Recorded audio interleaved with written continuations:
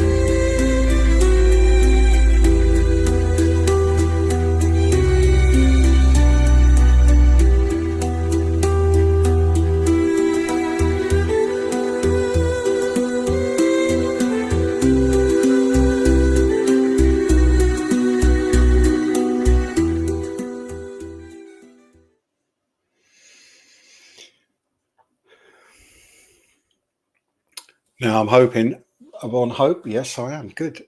Well, we can bring our guest in. Here we are. Hi. Yeah, the camera died.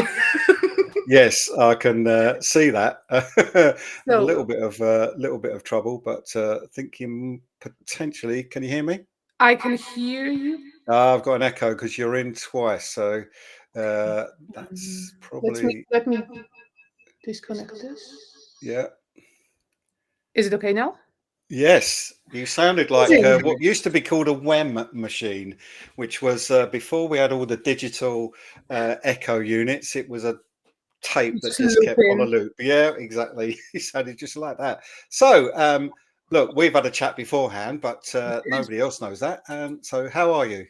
I'm amazing. Thank you. How are you? Yeah, very good, thank you. So everybody's had a good old look at your work as we come through, and we will be bringing that up to have a chat.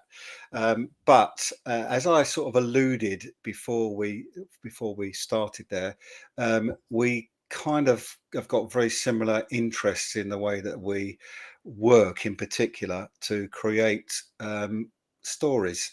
Is probably a good way of doing it. But what I'd like to know is, how did you start? What is your actual background into getting into what you do? Oh, gosh. Let me just turn this off because the camera is not going to come back. Okay.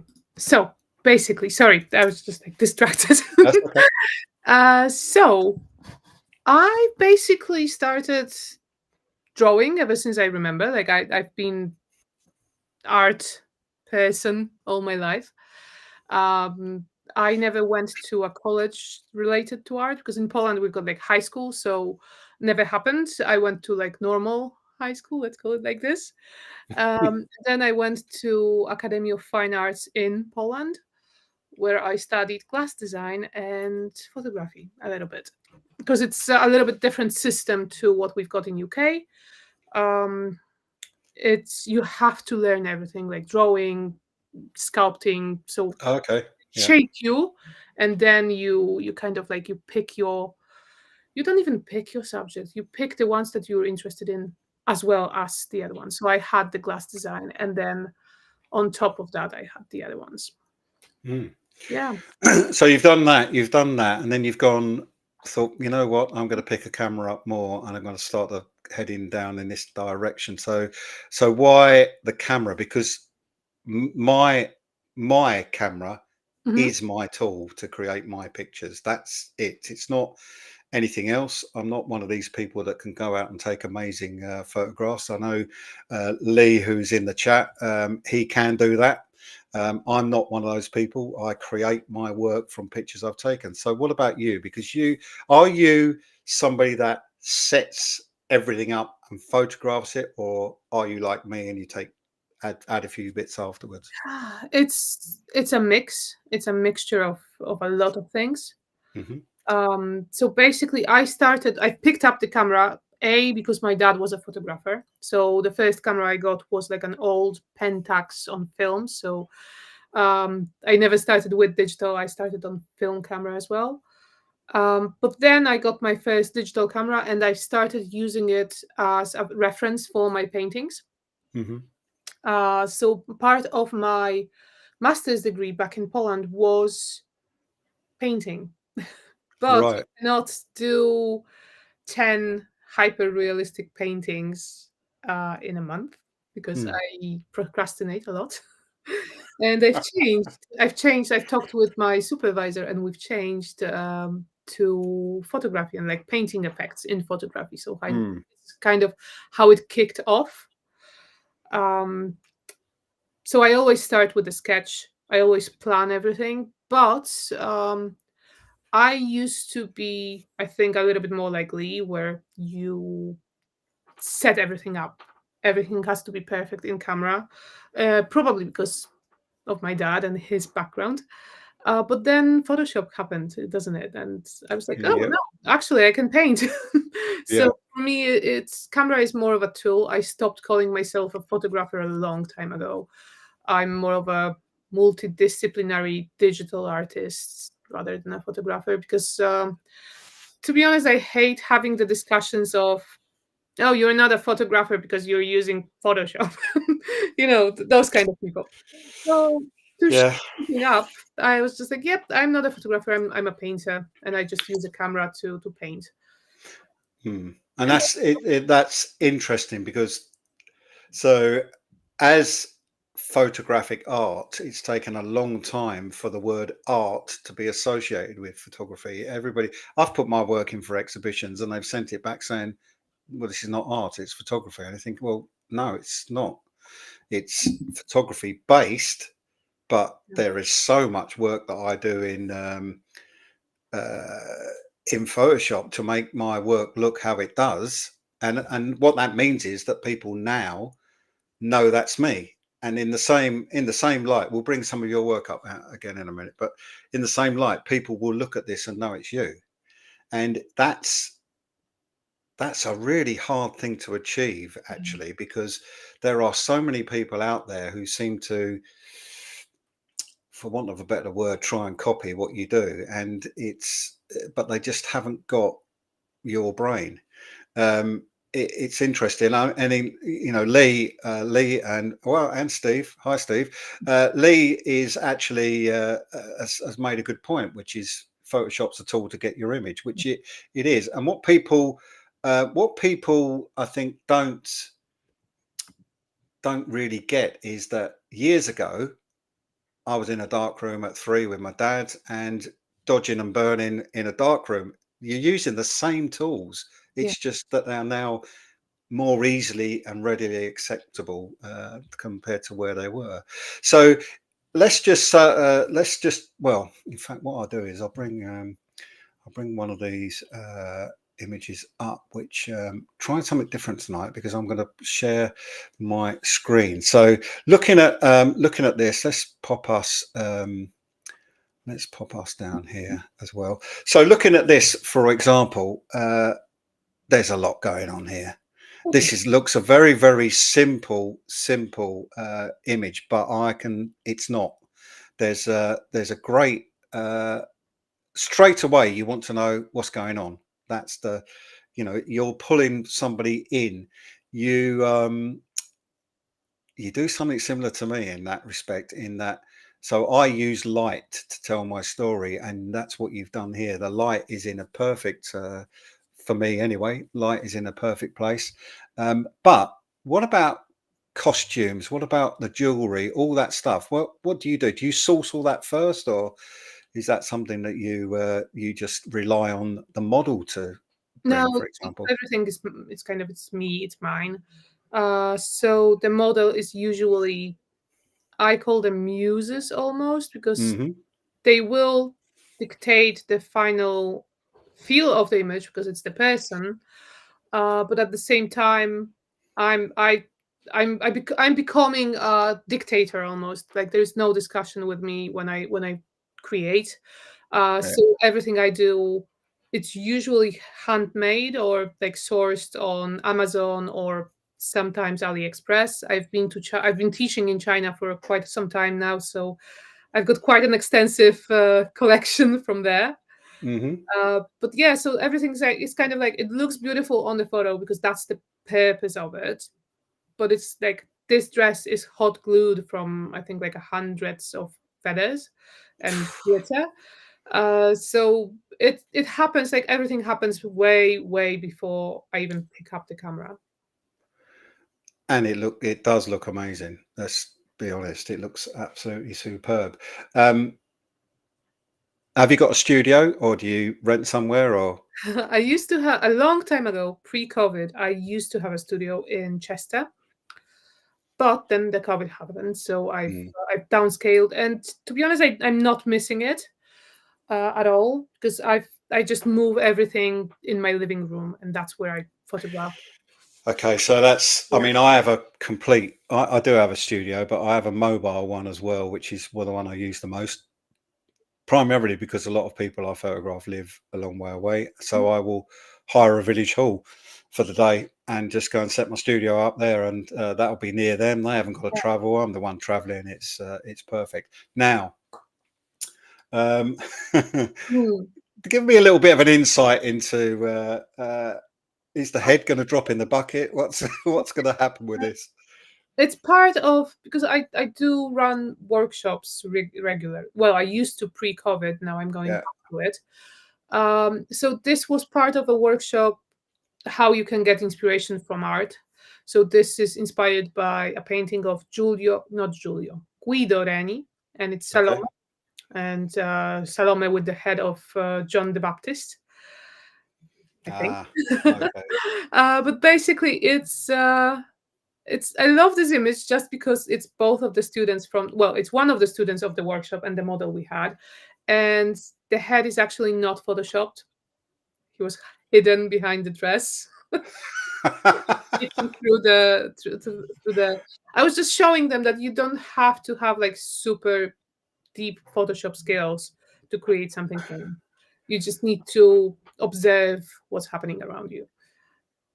Yeah, that's true as well. And also, where you're going to photograph from, the angle, all the rest of it that you're putting together. It's we again during the week we had a bit of a chat about this, about who influences who. For me, Caravaggio, Vermeer, Dali, and now I know, as you said earlier, somebody else came up with this, but Rembrandt in a skirt is the one that's is on your website actually, that It's on my YouTube. somebody has called you that, and I can see why, to be honest. But as you said earlier, let's hope you don't end up Yes. like him. Basically, it was because I had an I was invited to the I think it's called like the portrait, not the National Portrait Gallery had a show that was like going around Wales, and they had Saskia by Rembrandt visiting all the smaller galleries, and they invited me over to exhibit with it. So it's kind of like a part of the traveling show. Well, my photos were, and that's how the Polish TV picked it up, and it was like, oh yes, Rembrandt in the shirt, in the skirt. Yeah. So, I mean, I'll keep looking to the right because I'm sharing my screen from the right, and it's so much bigger on my right-hand screen. You'll see this one at the exhibition. I've printed Oh, it good. uh, Oh, cool. quite big. Well, not huge, but quite big. And And what do you print on? oh, it depends. I've got a printery in Poland that prints it, and it's usually photographic paper mounted on a board, Yeah. not the soft one, whatever it's called. It's like the Yeah. RTF. Yeah. So it's quite sturdy and it lasts, and it's like the gallery or museum quality, so it doesn't fade. Hmm. This one, however, I was playing around with different ones. So it's like, I'm going to say plexi, but it's not. It's it's like the fancy terms of it, but in my head it's still plexi. So they print on the back, so you've got like a thick layer of clear glass-like material. Yeah, I know. Gives So you when I first started, I had my first one done that way, and it's interesting. You'll see, I print differently when you come to the exhibition. But this is again. Was this in situ? Is that a background you've put in? Oh, that's now that's some that's a direction I'm going into more and more right now. Mhm. So basically, this was shot in my room here. Okay.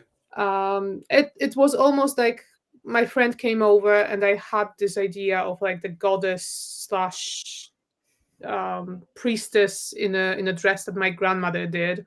So we had some fun, and the rest everything is photoshopped in. Yeah. I had a huge, like a very long conversation in February with Dylan Cole, who's doing uh, the concept arts for Avatar 2 and 3 and the other things. And we talked about my work, and he was like, just be more brave with it. Like, if you don't need Mm. it, if something bothers you in the photo, just remove it. Yeah. So it kind of it switched in my mind even more, and I was like, yeah, I can actually do a lot more with it than what I used to. Even though So it's that similar to what I used to do, it's kind of like a new direction a little bit. so that is interesting because I was talking to Peter Lee last week, the guest I had last week, Mhm. and we were discussing the things that you're taught when you first pick a camera up, the rule of thirds, all those sorts of things. But I've never really taken a lot of notice of that. My view is, if it looks right, it is right. Mhm. Um, might not necessarily look right to somebody else, but I trust my eye. And Yeah. I think you're right. If something bothers you in a picture, remove it. It's no big deal. And if it makes the picture, improves the picture, that's even, that's a bonus. Absolutely. Interesting one. Yeah. So again, this I is hope really it's not going to demonetize us for this. no. I think this sums up. So this sums up a lot of things really, because some of the directions I've been going in lately are along this kind of line. But tell me what the story is here. Oh, it's almost like because my main influences is like religion and mythology, Hmm. um, mainly Polish and Scandinavic. A little bit of like I've started dabble with Welsh, but it's the more you look into the mythologies, the more you see that they are all the same. They just have different names for the gods. So I for I think the last 20 years, since I'm like kind of conscious of what I'm doing, I've been creating my own mythology, almost, or like my own world. So this is kind of like it takes from the Kali and the Hindu mythologies a Hmm. little bit, but it's more of a goddess of creation, and then you've got the red thread of destiny that kind of like winds around her. It looks like veins. You've got the keys, which is like the answer to everything, but then she's almost blind because justice is blind sometimes. So there's a lot going on. Yeah, and so I think I said to you in the week that people think that I smoke something dodgy. So I think that God knows what they're going to think about you, I'm sure. You know what? I I've never really tried, but my imagination is so huge. I don't need to. Exactly, same with me. I think actually I've never done anything like that, actually, smoke or anything. But the truth is, if your imagination, if you can actually bring your imagination out to create something amazing, then that's the biggest high I think you can actually get. Um, am I noticing a few similar models in your work? Do you work with certain people all the time? I do, especially for the private or Yeah. personal projects. Hmm. Um, this girl was. I don't remember how. I think I've done like a model call that I need someone with red hair, like red Okay. hair, and his sister came in. Both of them are dancers. Amazing, like the most talented two young, very hardworking girls I've met. Mm. And I come back to a lot of faces just because I find them fascinating. Now they kind of fluctuate. Like I don't work with her anymore.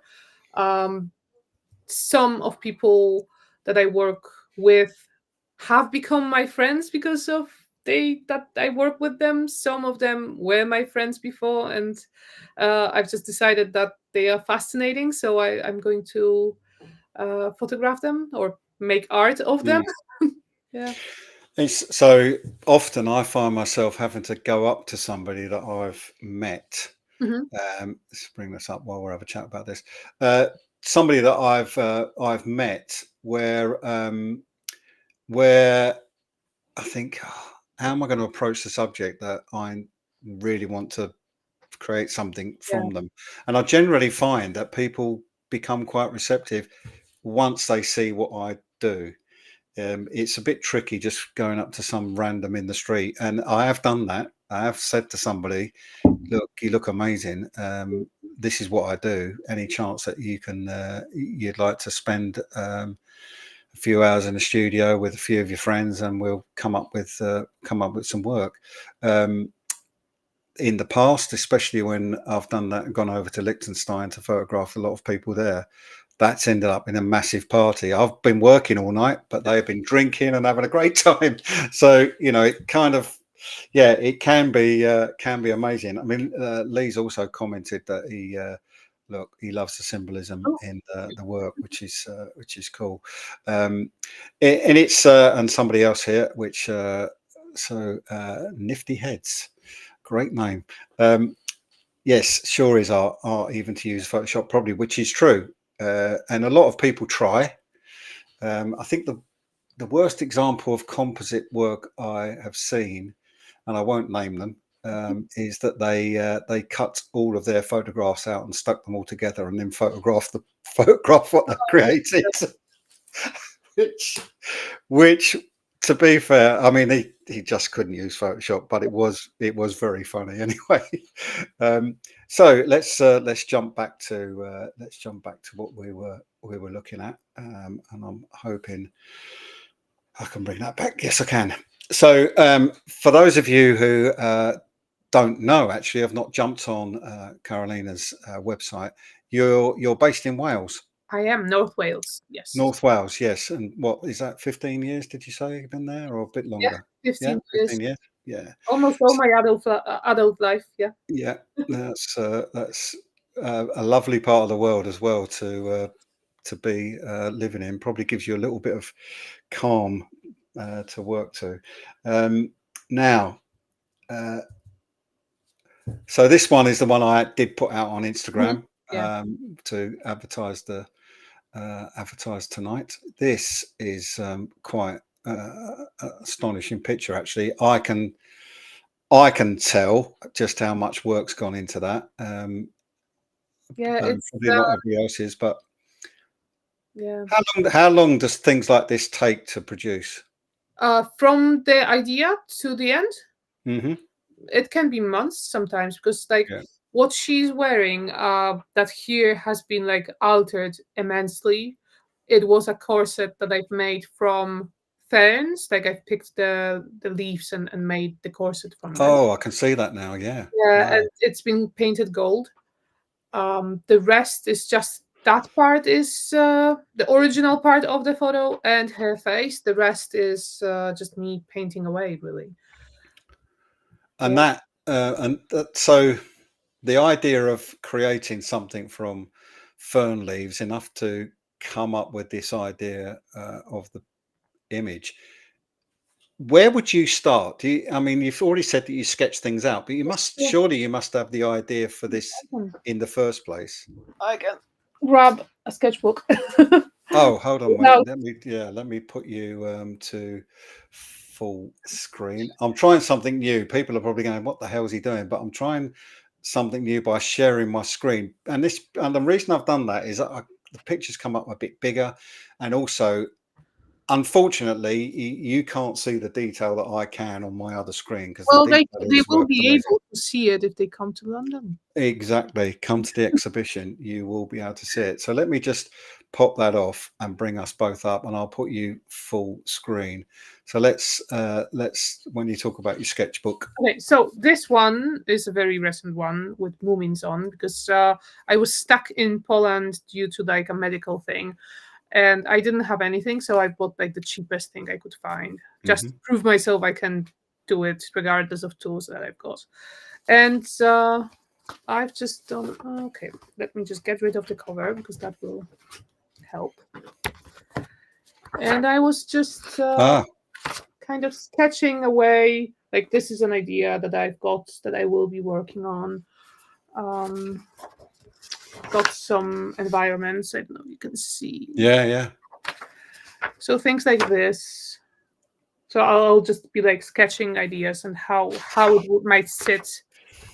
Let me see. Oh, this one I love, and I'm going to do something. It's very similar to the one you showed with the multiple hands. Multiple hands, yeah. Yeah, but I would like to do it like very light and bright, and the red and white would be the only colors. And same with this. Yeah, it's interesting that you sketch it. It's not something that I do. So we've got a few people coming up with comments, and also Lee has asked a good question, really. Do you create your own brushes in Photoshop or actions to help you? Or you do, yeah. Yeah. And it is mastering the brushes is quite something, actually. Well, as he said, it's impressive. Um, it is something that I say to people all the time. don't think that you can jump into Photoshop and just use it, because you will create a picture and in 2 weeks' time you've forgotten how the hell you did it. So, you know, I generally I use it a lot, so I'm fine with it. But I used to just write down what I did so that I could always go back to a notebook and remember what I did. Yeah. But it is something that you really have to sort of grasp. So uh, so you do work differently to me, because I never sketch anything out. I see everything finished in my head. But that's really interesting that you've got time. Say if you're, you know, flying to Poland or you're going somewhere, you have got time to actually sit and create that will then become a final image. And in fact, Steve Healy has actually just put that the beautiful sketches in their own. It's true. You know, they are something that you could probably, when you really are famous, hugely famous, you'll Maybe. be able to sell your notebooks. Yeah. Well, I hope so. Yeah, and it is interesting. It's how we all work really differently. I'm going to jump back to because I'm still got a few to Mhm. go through, and there are some sort of sketches in this as well. So let's move on to next one. So not just women, it seems. Not just women. No. Not just women.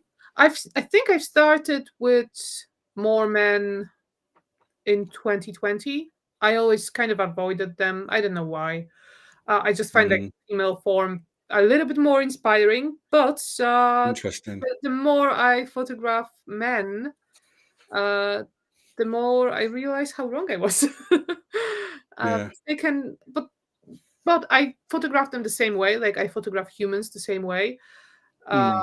And I think for me, it's bringing out that a little bit the vulnerability and just being honest and like you don't have to be hyper masculine or hyper feminine. It's just you.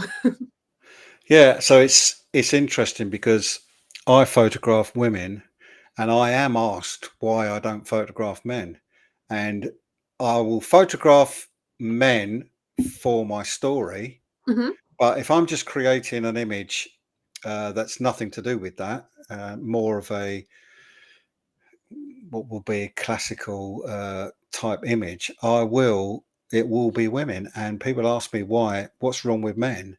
But it's just, and it's nothing to do with the fact that I'm a man. It's more that there is so much more something more aesthetically pleasing about shape, and that's my thing. My thing is shape. So I might take an awful lot of photographs of a model, and all I'm trying to do is get the right shape I'm looking for until eventually there it is. I know you can change it in Photoshop, and I have done that. I've moved people's feet, and I've put We all somebody else's hands in, and yeah, I've done all of that. But at the end of the day, you still need that right shape you're looking for, and I just can't get that in the same way with men. Um, and this is the kind of thing that I'm meaning. You know, this for me, this image wouldn't work if it was a man. People might think it would, I but could I actually prove you wrong. I don't have that really. image, done. It's not photoshopped Hmm. yet, but maybe I've got it on my phone. Probably not. But I've recently, because I thought it would be nice to have it as a diptych, and I Yeah. a new favorite model of mine. He came over, I think 3 weeks ago, and I photographed him in that dress. It wasn't a dress on him; it was more like draped, in a very very similar pose. And I Okay. love it similarly. Well, I stand to be corrected. Yeah, will, I will show it to you. Yeah, Yeah, later. yeah. Show me. Yeah, because I think it's because I can kind of feel the story that would there's a vulnerability that I don't know whether that would work with a man. But I take your point and bow to your knowledge on that. Mhm. Um, this is a similar Yeah. one to the previous one. But so one question that is now jumping out at me is how do you determine the sort of color palette, if you like? Are you using a lookup table? Is that what's giving Nope. you the I look? Or don't use any of that. It's just okay, AI, to be honest, and what I think feels right. yeah, For me, it's the same with painting. It's because I'm a painter at heart, so hmm it's just like what works. I use very similar palette, I think, to old masters, and that's everything I do. yeah. And we had a chat about this earlier because old masters has always been my background, if you like. It's and I can see. I think because one of the things as well is that when you're using Photoshop, you're using multiple layers, and that's exactly what they did, layer after layer after layer, to build up the depth in their work. And I feel like there's a bit of an affinity for me with that, especially with people like Leonardo and such like. So it's interesting that. So would you say that you've always been influenced by the old Yeah, masters? yeah, I Yeah, think yeah. so. For me, it's kind of part of who I am. My parents just taught me how to appreciate not modern art. Mm. I'm not a huge fan of postmodernism and all that movements. For me, it ends probably with the Dante Rossetti and the great new old masters of Mm. Great Britain, really. 'Cause you've So got when you're, I mean, the thing again that strikes me in particular with this is the lighting. So um, I had a chat about this last week, a little bit about it. But when I set my studio up, I thought when I first did it, I thought need to have a light meter, need to go around and set up the lights based on the light meter, blah blah blah. I did that once because after that, I just took some shots, had a look, made some adjustments, and then set my lights up based on what I knew the final image was going to be. Because this is again, this is a one-off shot, whereas I would be taking him and putting him somewhere else. So therefore, I need to know what the light would be in that background that I'm putting him in, and set my lights up accordingly. But again, this will you have this one at the exhibition? I think so, yes. Yeah, I because it's a very powerful image, but it's so beautifully lit. And that. So what lights are you using? Well, I used to use mainly old Bowen's Gemini. I think that was Yeah, the strongest one that they had, but I mhm. recently found out that they ceased to exist. They do, but Um, I've got them. I've got yeah, them. so I've got them. I'm just praying that one of the fuses will hold because I don't know if the little things inside. Yeah, you can still get them. You Okay, can still that's get them. that's Yeah. good news. But I recently bought like a Chinese brand. I think they are called Newer. Oh yeah. They Yeah. have Yeah. Newer. a Yeah. little square thing. Yeah. LEDs. No, they are No. actually flash. They are flash. Okay. And they have Bowen's mounts. Yes. So you've got like a tiny little box that you can take with you everywhere. Hmm. It's not super heavy, and the results are very similar. I would say Oh, that's cool. think they are almost as strong as the Bowens ones that I had, and they definitely sync up to a little bit more speed, so I could have a little bit more play with like freezing the hair or things like that. Yeah. Mm, So what about camera? well, I've got few. I always been a Canon girl. I've started with the Canon 40D, I think. Then I jumped onto the 5D Mark II. That still works. Yeah. Now I've got Canon 5D Mark IV. Yeah. That after I broke my wrist became a little bit too heavy because I had two operations on my wrist. So I've changed onto Sony Alpha 7 Mark IV. Right. And that's been my go-to camera when I travel. If I'm in the studio, I still use the Canon. Yeah. But to be honest, for me, really, it doesn't matter. Like, I can use any camera you give me. It's more the image that I finish. Like some of the images I've done, I remember my friend came to visit me in Poland, and I was like, "Oh, I don't have a camera, but we could do something." And I've borrowed my uncle's Nikon or whatever you call it, and it was fine. I just had to learn how to use it, and Yeah, I'm similar. I've always been. It's always been Canon for me, actually, and still is. I do have a little Canon that I take away with me, but I got to be honest, the iPhone quality of the iPhone images, I'm starting to use that more, especially now you can shoot in RAW yeah, on the iPhone as well. As long as you don't change it from the standard setting. If the minute you start trying to zoom in or anything like that, you lose the quality. But yeah, leave it on that. And I've recently been away where I just walked along a great big long beach where I was that had some amazing roots all growing down into the beach. I just walked along photographing them yeah. and that's the difference perhaps between the two of us in some respects is I photograph bits, never a complete scene in one go, which you're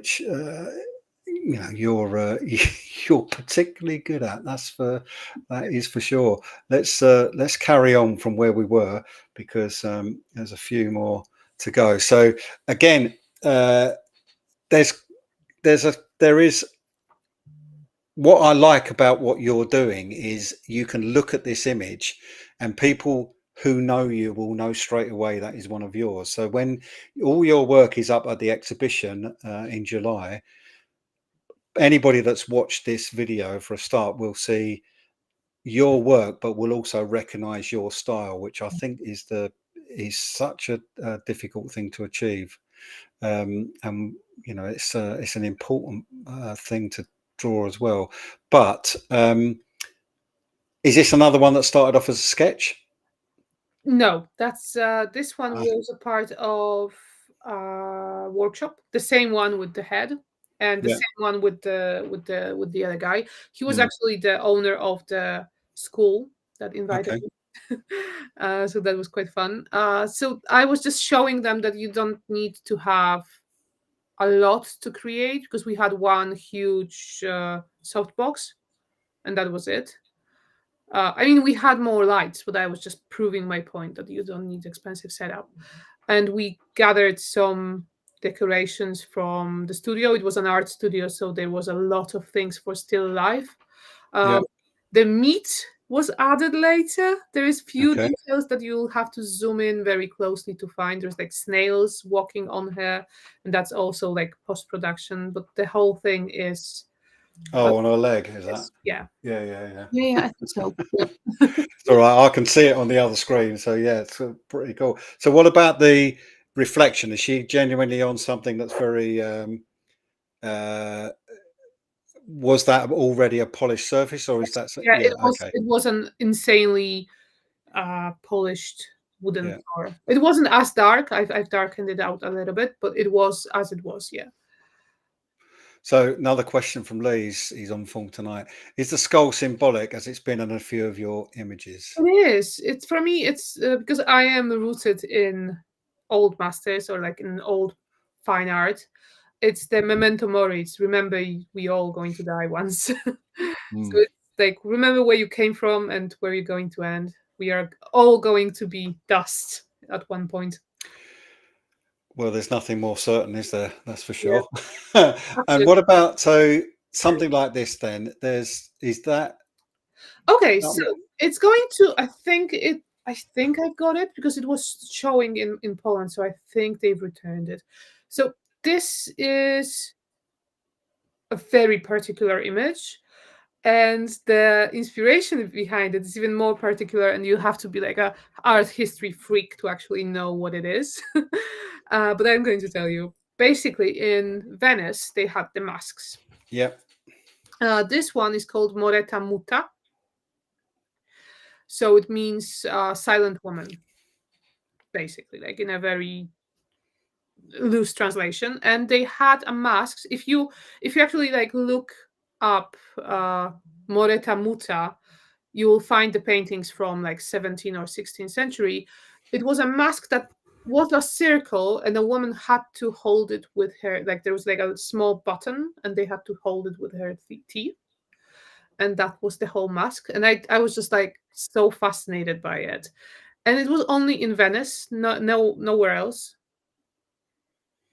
So people probably can't see, but if I bring this right where my pointer is there, right there, there is a ladybird. So what's the significance of that small little ladybird on her face? Oh, for me, ladybirds are like hope a little bit. So it was a, like Oh, a personal symbolism of like, yeah, you might be silent, but the better times are coming. I'm not a feminist, but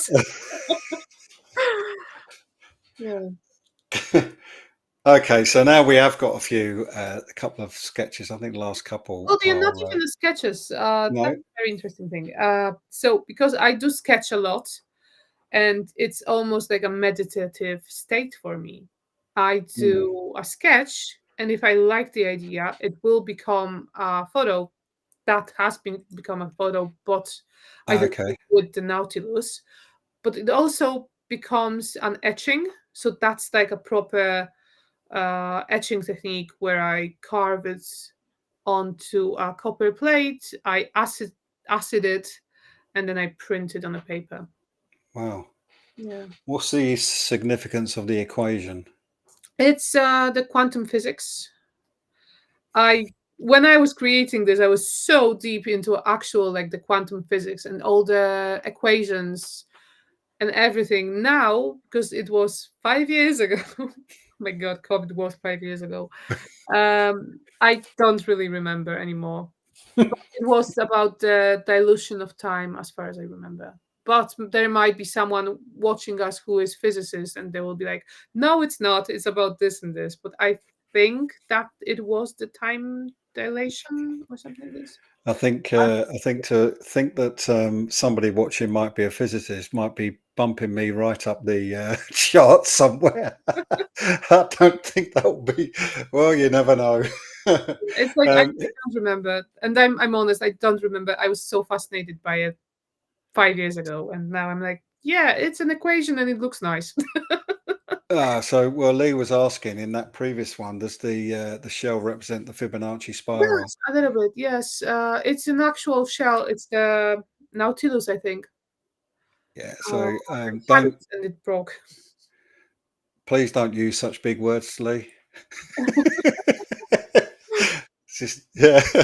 um, so talking of that, here's another one. I mean, your actual drawing ability is equally on a par with what you're producing photography wise, and I would suggest that especially at Flux, it could be worth having a couple of these prints.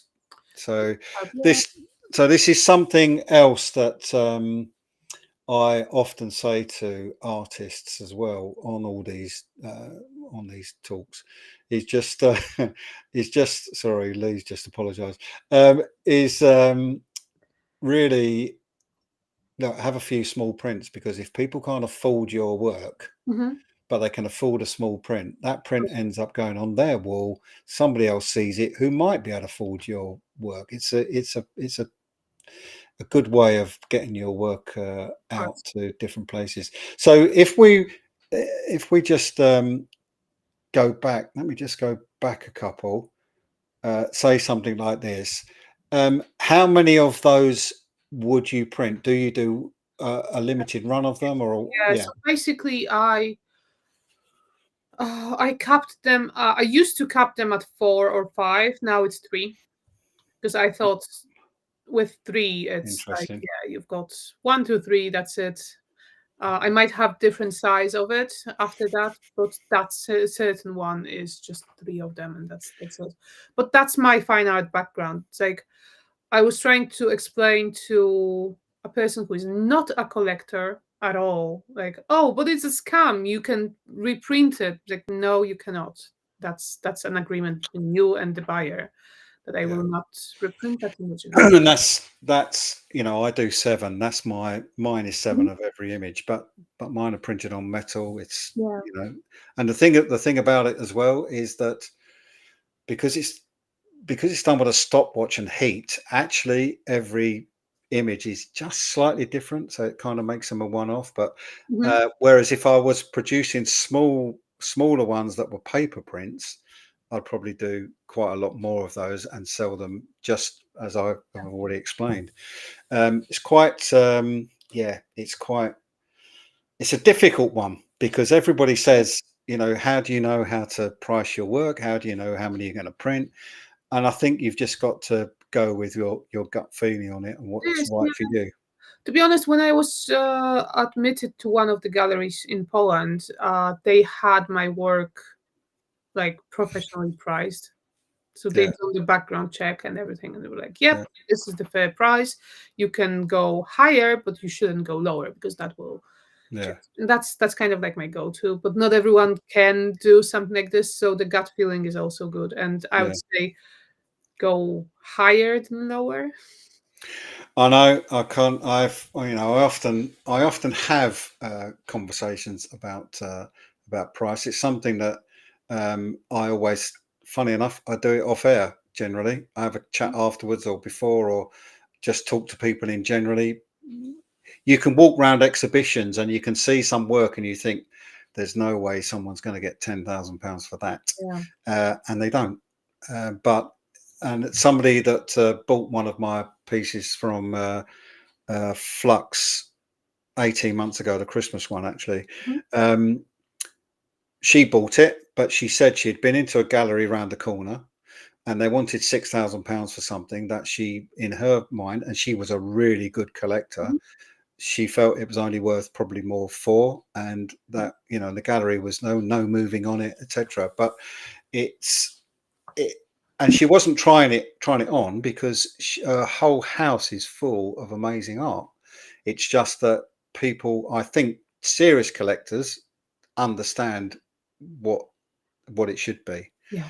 I get so this is a thing that we talked about with Peter last week as well, and I talked to a few people. When I'm doing an exhibition, the people that really upset me are the people that walk past and don't even look. Mhm. I don't mind somebody standing there saying, "Oh, I don't like that," but people walking past who don't even look makes me want to run after them and drag them back and say, "Come, why didn't you stop and look?" Yeah. It's yeah, and I know art is subjective, and not everybody likes what everybody else does. I must say that I am really looking forward to seeing your work on the wall. It's going to be It really looks different great. to me. It Oh, yeah, absolutely. And I think that's true of everybody's actually. My work on a computer screen doesn't look anything like it does when it's printed. So it's really, I think, important to have an exhibition. I think it's also important to talk to the people that come. Again, we've had a chat about this earlier in the week. It's yeah, proper exhibition. I'm just going to click this along the bottom so people know 17th to 20th of July. That's where you'll be. I can't tell you whereabouts in the exhibition you will be have because to find Lisa does all that. It'd be a nice surprise. But it's gonna be a really fantastic show. There are uh, 4 or 5, I think, photographers actually exhibiting, which is more than usual. Okay. So it just shows you how much all of us are very different, Yeah. which is even more impressive. I think that you get it. I wouldn't say there isn't a photographer that influences me in terms of style. There is a photographer, which a couple of guys in the chat know full well, Glyn Dewis, who has definitely influenced me right from the start of me doing this because of not just his work but also his Photoshop work. So, is there anybody that has influenced you in that line, or is it Okay. just from the old No, masters? no, yes. I got the question. Yes, definitely. I've got two names. I've got plenty that I like, but I've got two that are like my masters, like new masters. Mm. And one is Tim Walker, the great British master of photography, and the second one is Amy Leibovitz. Oh yeah, yeah, yeah, That's yeah. that's the two that I love. There is, like you've got Helmut Newton and you've got the rest, but Ansel Adams, I can throw the names. The more I think about them, it's like, oh yeah, it's this one, it's this. Uh, I've learned a lot about portrait photography from Sue Bryce, and I cannot thank her enough for what she's doing to like portrait photography community, because it's astonishing. I think for the last 15 years, she's been leading a huge movement, uh, teaching people how to shoot and how to price themselves.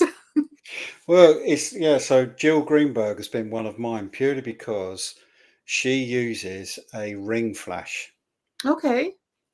and so I bought one. And if you're shooting someone with a beard, Hmm. or you're shooting someone holding a dog or anything like that, the ring flash brings every single little hair out. Nice. It's amazing. It's a flipping big thing to carry. I don't use the small type that they use on silent witness. I've got quite a big one that my camera bolts into, but the effect is quite amazing. So generally, I would use that as the fill-in flash. Hmm. When I've got two lights either side, I would use that as the fill-in flash Nice. rather than have a big umbrella or a octobox or Hmm. something behind me. I would use that because it's completely controllable Yeah. and gives you a flat light, which is why they use it in silent witness situations where you don't want any shadow onto what pictures they're taking. Um, Look, believe it or not, that's almost our time up. It's gone that Oh, quick. Yeah, it has gone that quick. But Lee's got now. I think we can both answer this yeah. question, and it's an interesting one, which is: do you price for time it's taken, then add a percentage top to get your final price? No, is my answer. No. You don't at all. And No. there are artists who have said to me, they add up the paint, they add up the No. canvas. That no, um, It's different if you price for commercial. oh yeah, that's a different thing. Yeah, Yeah, but art, no, no, no, I don't no, think so. Because if I create something, I'm with it all the time. It would have to be like 50 times more if I yeah, priced it this way. Yeah. yeah. I mean, I know how much a picture's worth, and if Oh, someone can't afford it, they can't afford it. yeah, that's the I don't turn around and say, oh, okay, I'll drop the price, halve it, or what. No, I don't. It's sorry, because especially if I've already sold some of the yeah, 7, then I can't lower the price. It doesn't work exactly. that way. But also, yeah, I really strongly believe that once you decide where you sit price wise, then that's what you go for. Now, don't run My away. my Go my on. my thing as well with the sitting on the price range.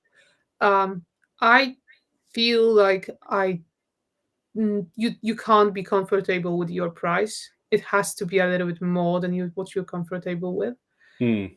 That's for everything. Like if I say, I don't know, the portrait session is £2,000, that's fine. But if I start to feel like, oh yeah, that's it, I'll just up it up a little bit.